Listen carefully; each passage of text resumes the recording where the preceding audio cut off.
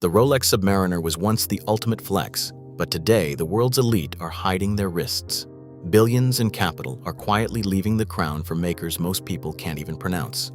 At the highest tier of wealth, being instantly recognized is no longer power.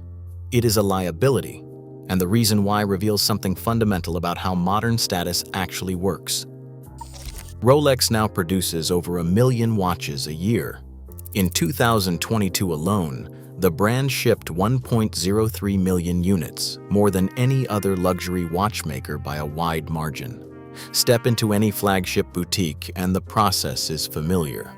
A glass case filled with exhibition models, a polite but firm explanation that nothing is actually for sale, and a waitlist that stretches from 2 to 10 years for the most coveted pieces.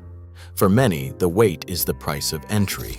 But for the ultra-wealthy, the experience feels less like privilege and more like a velvet rope blocking the door. Boutique managers quietly admit that allocation is a game of relationships, not money. It is not just about what you spend, but how often you show up, what else you buy, and whether you fit the profile of a preferred client. Even then, the reward is often an invitation to join a queue, not a guarantee of a watch. Some buyers, frustrated by the process, turn to the secondary market, where the same model commands a premium of 30% or more above retail. A steel Daytona, retailing for under $17,000, can trade hands for over $35,000 within days of release. The result is a strange inversion. The more someone is willing to spend, the less control they have over the outcome. At this scale, exclusivity becomes a numbers game. The promise of rarity dissolves when 1 million people share the same badge. The queue is not just a hurdle for the masses, it is a friction point for the elite who are used to bending the rules, not waiting in line. The allure of mass luxury begins to crack under the weight of its own success, setting the stage for a new kind of status, one that cannot be bought, queued for, or found in a dealer's safe. A steel Daytona flashes across 1,000 wrists on Instagram. For years, that image was the end goal, a trophy shot, proof of entry into the world's most exclusive club. But now, the same photo triggers a different reaction among the ultra-wealthy. When the albino Daytona leak hit TikTok in early 2025, the hashtag Daytona count more than doubled in a week, jumping from 12,000 to 28,000 mentions. Instead of sparking envy, the viral flood set off alarm bells. Collectors call this the visibility penalty, the moment when a watch becomes so recognizable, so everywhere, that it stops being a private signal and turns into a public commodity. For the elite, the problem isn't just that everyone wants a Daytona, it's that everyone knows exactly what it is. A watch that once whispered status now shouts it from every social feed, flattening the hierarchy that used to separate insiders from aspirants. In collector groups, the private joke is that if your watch trends on TikTok, it's already overexposed. One high-net-worth buyer summed it up after a dinner in Geneva. "If I see my watch in a meme, I'm trading it the next day. The more visible the flex, the less it counts." In this new status game, the true power move is not being seen at all. The shift is clear. Public recognition, once the ultimate prize, now comes with a cost.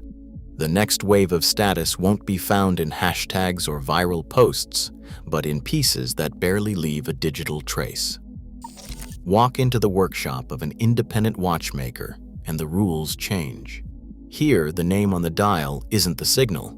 The real story is who built the engine inside. Technical sovereignty means the person designing the movement is the same one shaping every bridge, every gear. F.P. Journe, MB and F, and Kari Voutilainen are known for this kind of authorship. They don't just assemble, they invent, file, and finish each piece from scratch. Production is measured in dozens, not thousands, often fewer than 300 watches per model, sometimes as little as 25. That level of scarcity isn't a marketing trick. It's a byproduct of one person's hands and a bench, not a factory line. For collectors at the top, owning a piece like this means more than a logo ever could. It's proof of a direct relationship with the maker, a watch whose story starts and ends with a single atelier. As one independent atelier head puts it, "Every watch that leaves my bench is a signature, not a stamp." In this world, prestige comes from authorship, not from recognition. A sapphire caseback reveals the real story. The movement, not the logo, is the main event. Here, every surface tells a secret. Anglage, those gleaming, hand-polished bevels, catch the light at a perfect angle, impossible to fake with a machine. Perlage, a field of tiny, overlapping circles, is pressed one by one across the bridges and plates, a pattern only a patient hand can achieve. Black polished screws look almost liquid, their mirror finish turning jet black at the right tilt. These aren't decorative flourishes, they are signatures, proof that a single craftsperson spent hours finishing what a factory would stamp out in seconds. To the untrained eye, it's just metal and glass. But among collectors, spotting anglage or a perfectly executed perlage is a silent nod. It means you know what you are looking at, and more importantly, who made it. In this world, the movement is the message, and the details are the code. An invitation lands in the inbox, not a mass email, but a personal note from a founder or a trusted collector. The location is never generic: a private dining room in London, a yacht off Monaco, a hidden atelier in Geneva. Inside, the room hums with quiet codes. There is no price list on the table, no sales pitch, just a handful of watches passed from wrist to wrist. Conversation drifts from new prototypes to the story behind a dial, to the rumor of a one-off piece coming next year. These gatherings serve three purposes. First, early access. Models and complications are revealed months before the public ever hears a word. Second, capital exchange. Introductions spark collaborations, and sometimes the next limited run is quietly reserved before it ever appears online. Third, emotional bonds. Shared meals, vintage wine, and private jokes create a sense of belonging that no boutique can replicate.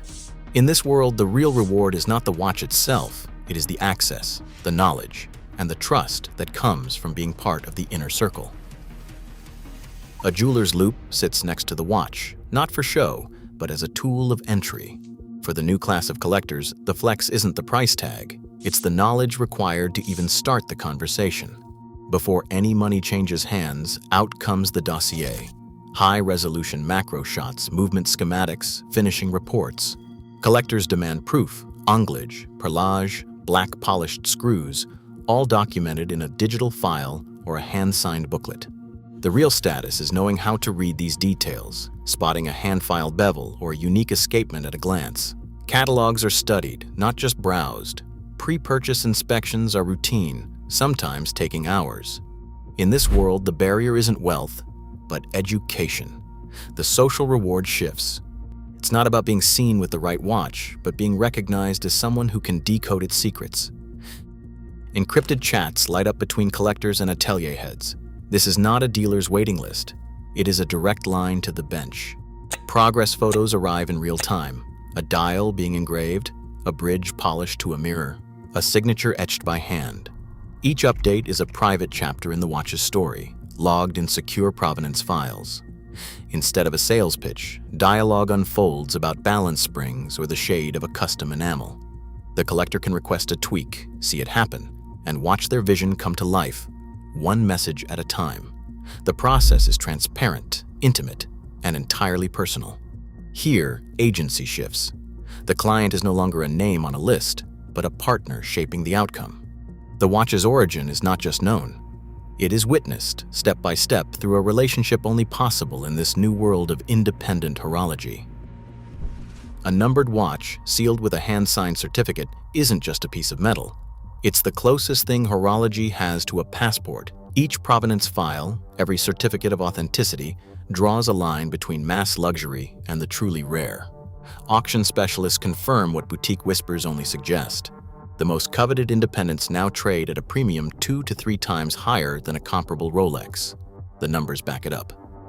Over the last 3 years, the share of ultra-wealthy spending on independents has jumped by 12%. At auction, independent pieces have surged at an annual growth rate of 18%, far outpacing the old giants. On the resale market, the difference is even sharper. Limited-run independents now sell in just 29 days on average, less than half the time it takes for a Rolex to move. This accelerating growth is unmistakable. For the elite, these facts aren't just statistics. They're proof that real scarcity, visible authorship, and direct capital flow have become the new hallmarks of status. Today, the most powerful wrist in the room is the least recognized. As capital flows toward independent ateliers, status is measured in knowledge, not logos. Luxury's real value now hides in plain sight, rewarding those who know where to look. Which side of the glass do you stand on?